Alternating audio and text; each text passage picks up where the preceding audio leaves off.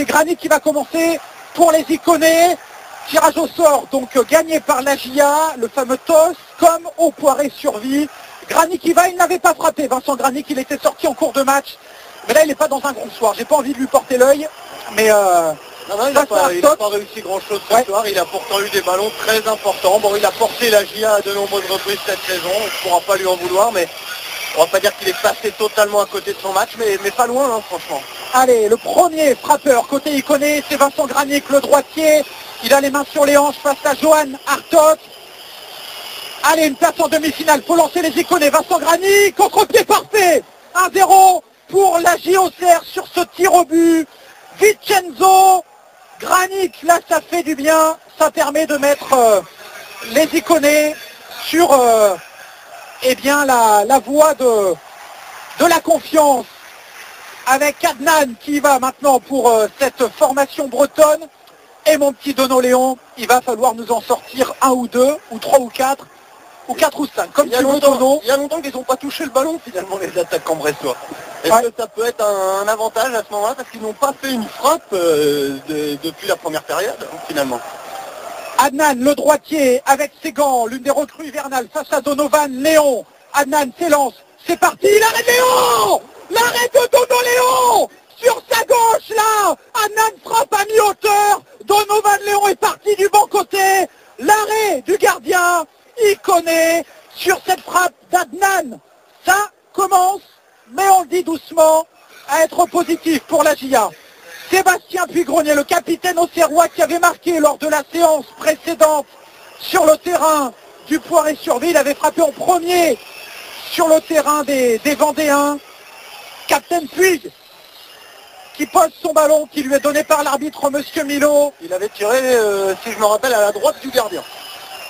Là, je m'en moque, je m'en tape comme dirait l'autre, qui la mette au fond. Allez, Puy-Grenier, face à Hartog déjà, pour ce deuxième but, ouais, il la met, Sébastien Puy-Grenier. 2 tirs au but, 1-0 pour la GIA, mais attention, il y a un Breton qui doit venir frapper maintenant. Sébastien Puy-Grenier qui la met sur le côté gauche à mi-hauteur. Et heureusement qu'il était petit filet parce que Hartog s'était bien détendu, Julien, sur ce coup-là. Hein. Oui, il n'est pas passé loin de la toucher, peut-être même. Oui, mais il l'a remis comme au Poiré. Et attention, Hartog, il a forcément eu les informations. Donc si les Auxerrois font le même choix, il faut faire comme le capitaine, là, faire une frappe puissante et parfaitement placée. Et c'est quasiment inarrêtable. Hein. Et après 3 droitiers, le premier gaucher se présente.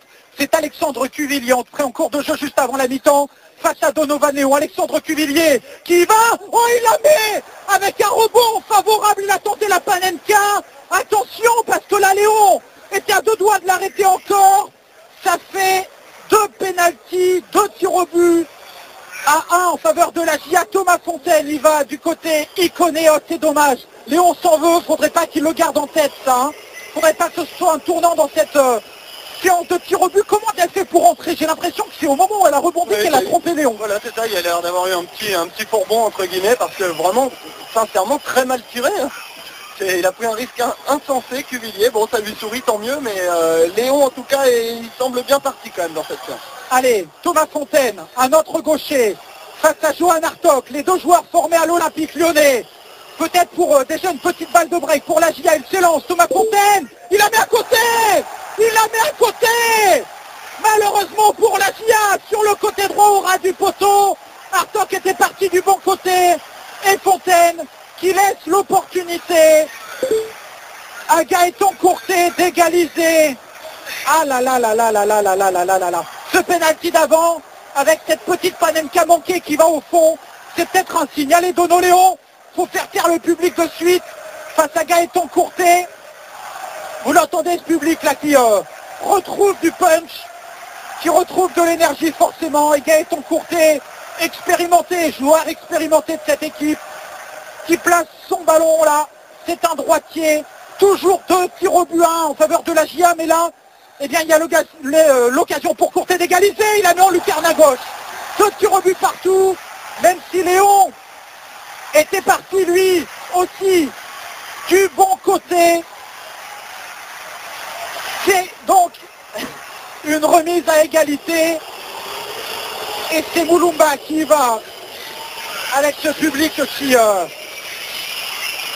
qui est en train de le siffler. Ah là là là là là là, ça se voit à peu de choses et ça, j'espère que ça n'a pas changé à ce moment-là sur la Panenka manquée, sur Fontaine qui lui ensuite manque son tir au but. Au moins que ce soit cadré. Mulumba, il avait frappé également lui lors de la séance de tir au but au Poiré-sur-Ville, la séance lors du tour précédent, il avait marqué, puisque les 6 icônes avaient marqué. Mulumba, le droitier face à Hartog. Allez, mon petit Rémi, il faut la mettre tranquillement. C'est parti, Mulumba, il y va, superbe. Il la met après avoir un petit peu arrêté sa course d'élan. Ça fait 3-2 pour la GIA. Rémi Mulumba qui remet la pression sur cette fois-ci Fallette qui va se présenter. C'est maintenant que Bono doit le faire pour donner la potentielle balle de match au prochain tireur auxerrois. Ouais, parce que là, s'il la chope Léon, cette balle, derrière, eh bien, il y a possibilité de... Là, derrière, il y a 2 balles de match, quoi. Il y a le tireur et encore Dono, ce serait vraiment la situation idéale, mais attendez, on n'en est peut-être pas encore là. Mais il a fait un bon match, Fallette. Il s'est blessé un petit peu sur la fin. C'est un gaucher comme Fontaine. C'est un défenseur central comme Fontaine. Il a l'occasion de ramener les deux équipes à égalité. C'est parti. Le poteau, c'est manqué. Poteau extérieur. 3 tirs au but à 2 pour la GIA. Et si je ne dis pas de bêtises, ça fait 1, 2, 3, 4. Si là, Samaritano met ce tir au but. Et quel symbole. C'est terminado. Que ce soit Frédéric Samaritano pour sa première titularisation après 7 mois de blessure. Il a joué lundi contre Angers. Il est titulaire ce soir. Il tient 120 minutes. On se demandait où il en était physiquement. C'est impressionnant après la blessure et l'arrêt qu'il a eu de pouvoir jouer 120 minutes. Et il a tout simplement la balle de match en Bretagne où il a débuté. Allez, Little Sam, le pied droit de Samaritano. La GIA est en demi-finale de la Coupe de France en s'imposant ici après un ou 2 exploits de Donovan Léon à l'issue de la séance de tir au but. 4 tirs au but à 2. Les Iconais ont encore une fin de saison super intéressante à jouer, excitante, pimentée. La GIA qui mérite amplement sa qualification ici, après avoir eu 3 ou 4 ou 5 ou 6 ou 60 ou 70, on ne sait plus, occasion franche. La GIA à la rue, oui, en championnat, mais la GIA toujours vivante en Coupe de France, et la GIA qui encore une fois mérite de passer, et ça, qu'est-ce que ça fait plaisir.